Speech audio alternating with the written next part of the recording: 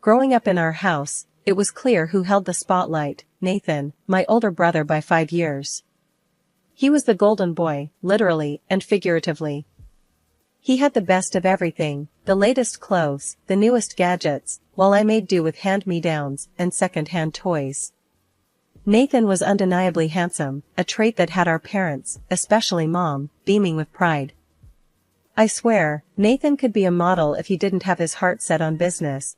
Mom would gush to her friends over coffee, while I sat in the corner, a book my only company. It wasn't just his looks. Nathan was charming, a social butterfly who could light up any room he walked into. I, on the other hand, was plain, average features, too shy, too awkward. It was like living in the shadow of a celebrity while being invisible at the same time. Even at family gatherings, it was Nathan this, Nathan that. Did you hear about Nathan's latest school project? It's just remarkable. Dad would announce proudly, while I'd quietly help set up the food or clean up the dishes, rarely a part of the conversation unless prompted, and even then, only briefly. The disparity in attention only grew as we got older. When Nathan was accepted into one of the most prestigious colleges in the country, it was as if he had single-handedly secured our family's legacy. The celebration lasted for days. It wasn't until the local news flashed Nathan's face across the screen that things took a turn. Local student accused of multiple frauds, the headline screamed. He had been charming his way into wealthy women's lives, only to scam them out of their savings. The room was silent as the news anchor detailed Nathan's exploits. Dad turned off the TV, his hands shaking. Mom sat down, her face pale. "How could this happen?" she whispered, more to herself than to anyone else. I don't understand," Dad muttered. "We gave him everything." I stood in the corner, watching the unraveling. It was the first time I'd seen them doubt their golden boy. The next day, we gathered in the living room, a family meeting that felt more like a crisis summit. Nathan, of course, wasn't there, he was in custody. "Claire," Dad started, his voice heavy. "Your mother and we've been thinking." Mom nodded, taking over with a tremble in her voice. "We were so focused on your brother, we didn't see." "We're so sorry." Their apologies hung in the air, thick and unexpected. I sat, unsure of how to respond. I'd spent years in Nathan's shadow, never quite resenting him, but never feeling enough either. "We want to make it right," Dad said. "We've decided to use some of our savings for your college, Claire. It's your turn now." I was taken aback. College? I'd given up on that dream, figuring I'd find a job and move out as soon as I could. "Really? Are you sure?" "Yes," Mom said firmly. "It's your time to shine."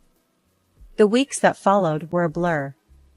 I enrolled in college to study accounting, something solid and reliable, opposite of Nathan's erratic charm. My parents attended my orientation, something they'd never done with Nathan, too confident in his ability to navigate anything. At the orientation, Mom squeezed my hand. "You're going to do great," she said, a little too enthusiastically. I smiled, squeezing back. "Thanks, Mom. I'll try my best." College life was a balancing act. I juggled classes with a part-time job at the campus library, where I shelved books and helped students find resources. One of my coworkers, Jenna, a chatty history major, quickly noticed my reserved nature. "Hey, Claire, you always bolt out of here as soon as your shift ends. "Wanna grab coffee sometime?" Jenna asked one evening as we were closing up.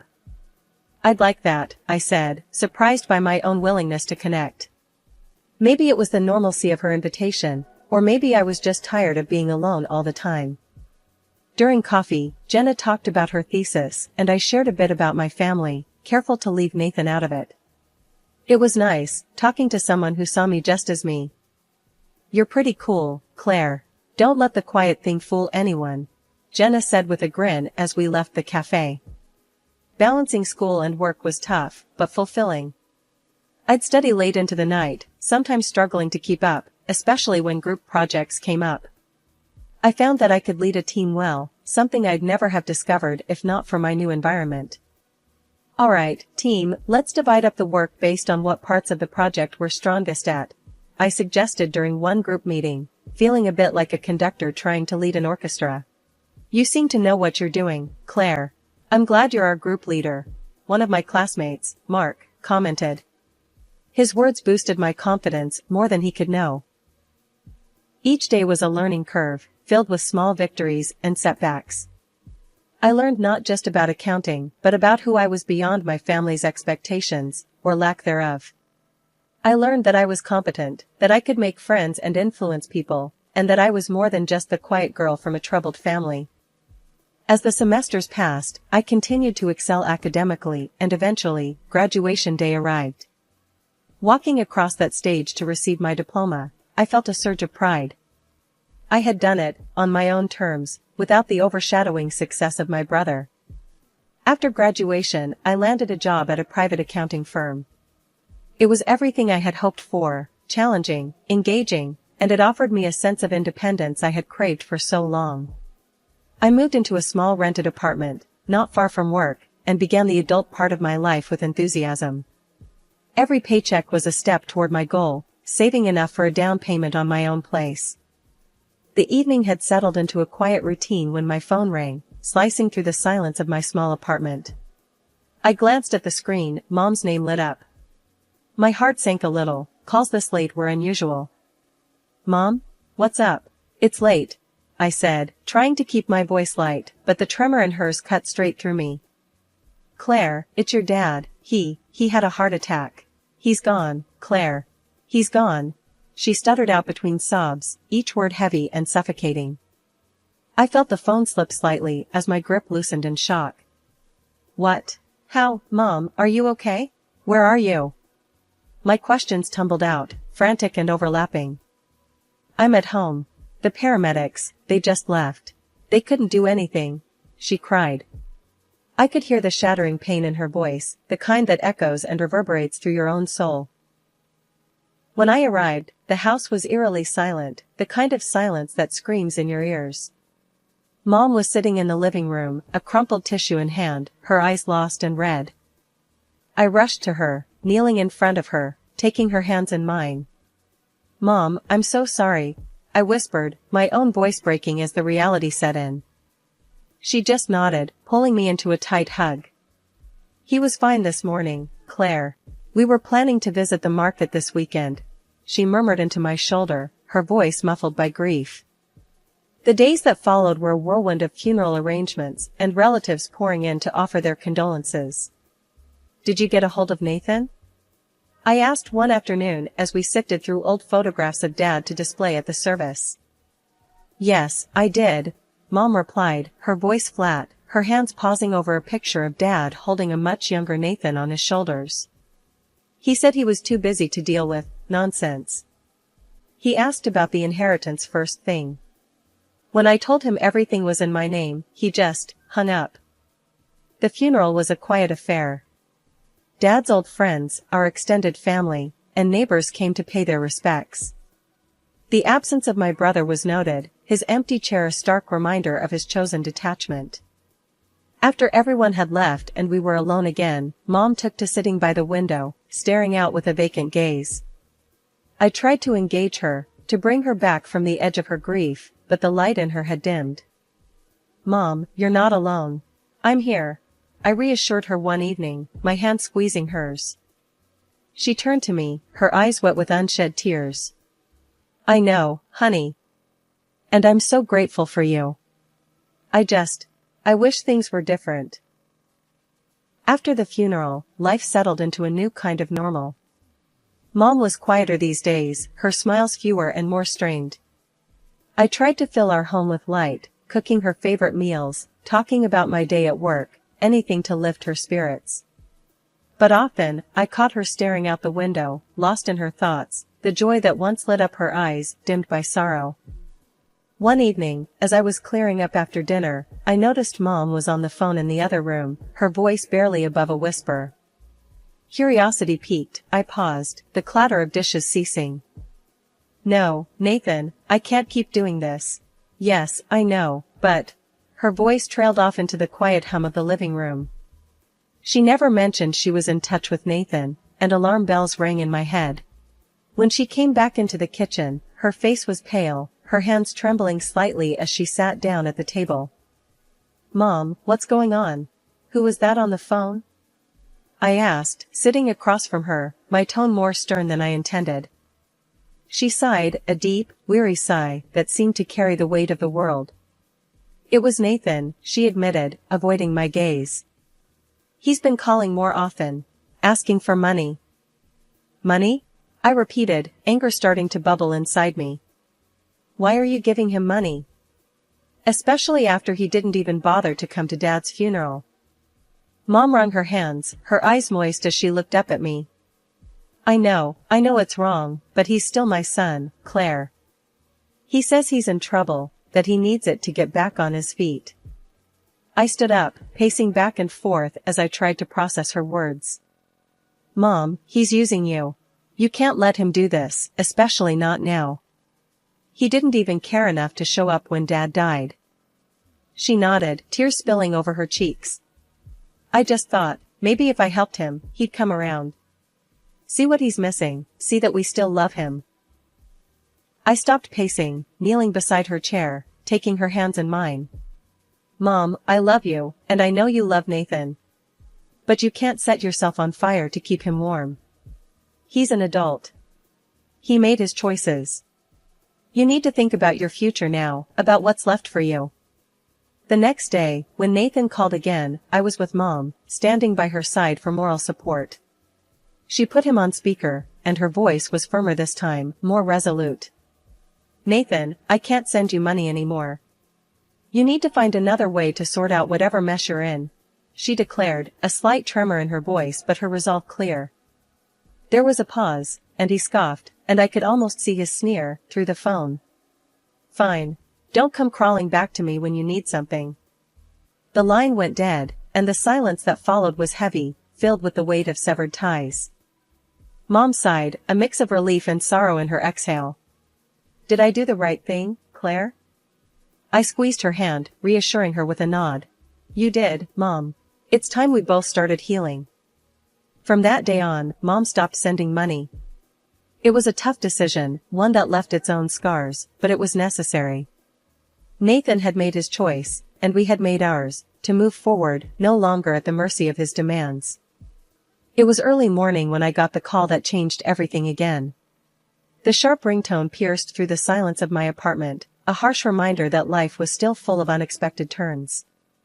"Claire," Aunt Linda's voice came through the phone, sounding strained and urgent.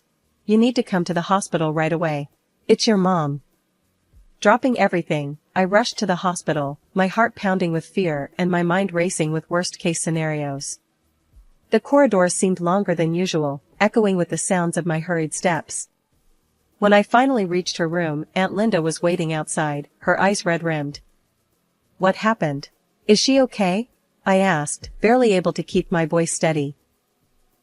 Aunt Linda shook her head, her voice breaking as she spoke. "It was a heart attack, Claire. She didn't make it." The words hit me like a physical blow, and I leaned against the wall for support. My mom, the constant in my life despite everything, was gone. Tears welled up in my eyes, and for a moment, I couldn't speak. "I'm so sorry, Claire. She went peacefully in her sleep," Aunt Linda said, pulling me into a hug. We stood there, holding each other, sharing our grief. After a few moments, we stepped into the room to see her. Mom looked peaceful, as if she were just sleeping. I approached the bedside, taking her cool hand in mine. "Mom, I hope you're at peace now," I whispered, my tears dropping onto the white hospital sheets. "I'm going to miss you so much." Aunt Linda placed a hand on my shoulder, squeezing gently. "She loved you, Claire. She was so proud of the woman you've become." Leaving the hospital, the task of planning another funeral loomed over me. Mom deserved a beautiful send-off, something dignified and full of love, just like she was. I took it upon myself to organize everything, wanting to ensure it reflected the warmth she always brought into our lives. During the preparations, I called Nathan, feeling it was only right he knew, even if he hadn't been there for her at the end. "Nathan, it's Claire. Mom's passed away." We're organizing the funeral for this Friday, I said, my voice void of the anger I once felt towards him. There was a pause, and then he replied, his voice devoid of any real emotion. I see. I won't make it. Just handle whatever needs to be done. Life after Mom's funeral felt strangely quiet. The house was filled with echoes of a past that felt both close and distant, a reminder of everything that had transpired. Just as I was beginning to find my rhythm in the silence, it was shattered by an unexpected and unwelcome return. It was a cloudy Thursday afternoon when I heard the sound of a car pulling into the driveway. Peeking through the curtains, my heart sank. There stood Nathan, stepping out of an expensive-looking car, with a woman I assumed was his wife, based on her familiar face from some of the pictures he used to share online. Her appearance was bold, almost too bold, with bright red lipstick and heavy makeup that made her look out of place against the backdrop of our modest family home. They didn't bother with the courtesy of a phone call or even a knock. Nathan marched up to the door, his face still handsome, but etched with the hard lines of a life recklessly lived. He didn't wait for an invitation, pushing the door open and striding in with an air of entitlement. Claire, long time no see, Nathan said, his voice dripping with a familiarity that we no longer shared. He pushed past me without waiting for an invitation, his wife following closely behind. What are you doing here, Nathan? I managed to say, my voice firm, despite the turmoil inside. We're here to stay, obviously. Heard you've been living it up in Mom's house all by yourself, Nathan replied, throwing his jacket on the couch as if he owned the place. His wife smirked, scanning the room like she was appraising the property. Nice place. We'll take good care of it, don't worry. I felt a flash of anger. This is still Mom's house, and you can't just come back and claim it like nothing happened. You didn't even come to her funeral, Nathan. You have no right to be here. Nathan laughed, a harsh sound that echoed in the empty room. Oh, come on, Claire. We're family. And as the only son, don't you think I deserve a piece of the pie? Well, we're here now, and we're staying. Get used to it, or get out. I was shaking, my hands balled into fists at my sides. This is not happening. You will leave. This is my home. Nathan laughed, a cold, harsh sound. We'll be back with our things in 3 days. Make sure you're gone by then. As they turned and left, the door slamming shut behind them, the finality of the threat hung heavy in the air. I was alone, the echoes of their laughter and threats bouncing off the walls of the home I had come to cherish as my sanctuary. Furious and shaken, I dialed Aunt Linda immediately. She answered on the second ring, her voice a comfort as always. Aunt Linda, Nathan just showed up. He's trying to kick me out of the house. He said he and his wife are moving in, I managed to say, my voice tight with emotion. Oh, Claire, that boy has gone too far this time, Aunt Linda replied, her tone hardening with each word. Don't you worry. I'm going to come over. We'll sort this out together. Nathan needs to be put in his place, and I'm just the one to do it. After we hung up, I paced through the house, each room filled with memories of my parents, of a happier, simpler time. I wasn't going to let Nathan destroy what little peace I had managed to find in the aftermath of our parents' deaths. With Aunt Linda on my side, I felt a flicker of hope.